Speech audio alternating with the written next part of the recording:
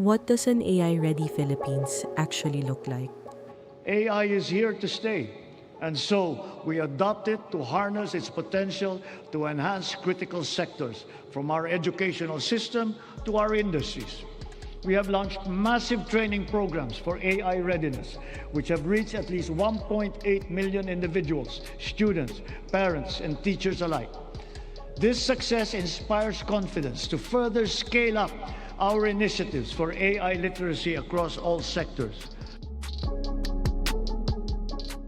The scale is encouraging, but scale alone does not tell us whether people are ready. She should not only familiarize us with the new tools, but also improve our judgment. So people should be able to verify AI-generated claims, protect personal and confidential data, and use AI to solve real problems. They should also recognize when a decision still requires human review and accountability. And that is when training becomes real capability. Capability, however, is only one part of readiness. As AI and digital platforms become more embedded in daily life, we also need to ask whether the systems around us can protect the people most vulnerable to harm. We have to do more to protect our children. We must protect them from the harmful influences and forces that exploit their vulnerability. The corrosive influence of fake news, the unfettered exposure to pornography, even to minors, the constant depiction of casual violence, and the toxicity and hate culture pervasive in social media. The harms are real. The next question is where responsibility should sit.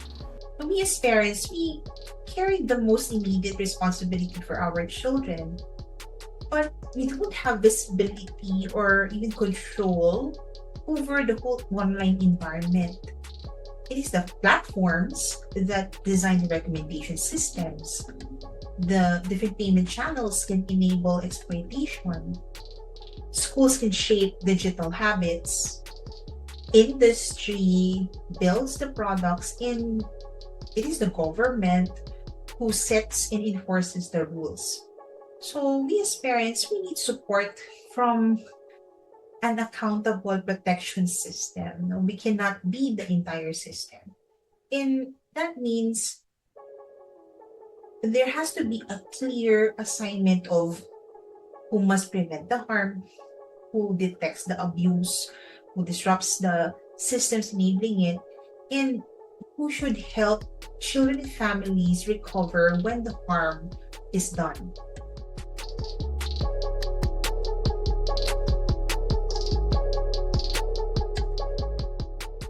Protection tells us whether we can manage the risks of technology.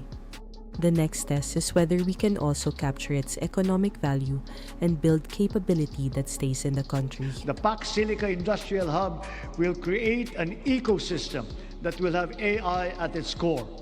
It will bring quality jobs to our people, accelerate our industrial competitiveness, and revitalize our economy. As a strategic component of the Luzon Economic Corridor, the hub will be an advanced manufacturing and logistics center in the global AI and technology value chain.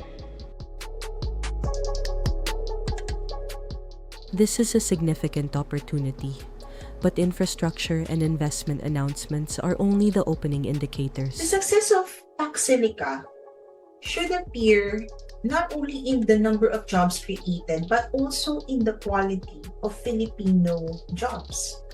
Should also appear in the contracts won by local suppliers and MSMEs, and not just the foreign companies or dominant local enterprises. Should also be seen in the knowledge actually transferred to us and the research and engineering capability built here. So we should also track where intellectual property, the profits, and the decision-making power sit. Foreign investment only creates lasting public value when it strengthens our ability to build, negotiate, and compete on better terms.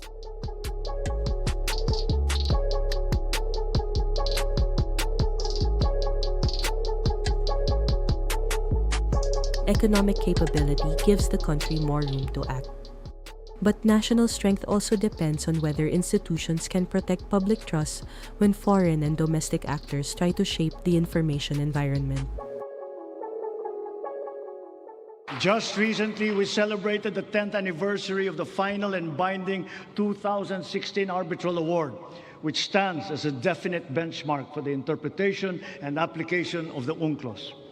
This is not a claim that we advance alone, nor is it one that we will abandon. Your government will do all that is necessary to continue upholding this award, utilizing every peaceful and legal means available to the Republic against any attempt, foreign or domestic, to undermine this achievement. Today, efforts to undermine national interests do not operate only through formal diplomacy, military pressure, or legal disputes.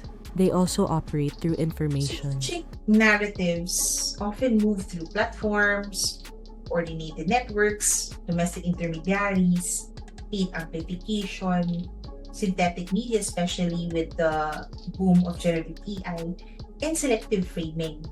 Now, the content may be false, or it may also be technically accurate. But the signal that we should be looking for is the behavior around it.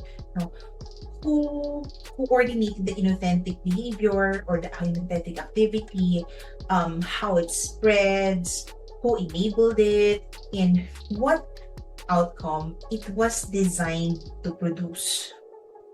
Philippine institutions need the capacity to detect these malign influence operations, preserve the evidence when they are found, trace the networks behind them, and more importantly, protect legitimate speech, and especially the people who expose disinformation, foreign interference, and so on.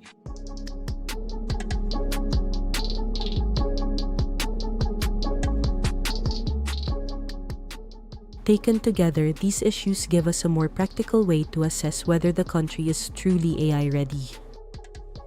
An AI-ready Philippines builds four things: capability among our people and institutions, protection for those most exposed to harm, especially children and vulnerable sectors, sovereignty over value, infrastructure, and choices shaping our country's future. And lastly, resilience against manipulation, disruption, and institutional failure. Now, all of these should be visible also in our everyday decisions. So what Filipinos can do, how institutions respond, how children are protected or other vulnerable sectors are protected, and how much value and agency remain here in the country. So from your point of view, where is the Philippines' weakest link today?